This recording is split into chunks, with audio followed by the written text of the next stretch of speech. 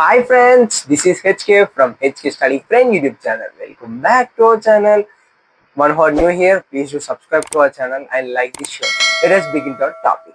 ఏంటంటే 10th తర్వాత ఏమేమి ఉంటాయి ఎట్లా ఉంటాయి అనేది తెలుసుకుందాం. ఓకేనా?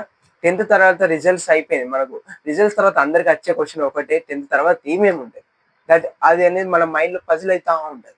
సరే, ఇప్పుడు అది తెలుసుకుందాం. 10th తర్వాత ఏముంటుంది? ఇంటర్, ఐటీఐ, పాలిసెట్, ఈ మూడు అయితే మనకు ఉంటాయి. ఓకే, ఈ మూడింటి గురించి మనం తెలుసుకుందాం. ఈ రోజు షార్ట్లోనైతే ఇంటర్ గురించి తెలుసుకుందాం. ఇంటర్ ఏమేమి గ్రూప్స్ ఉంటాయని అయితే మనం తెలుసుకుందాం.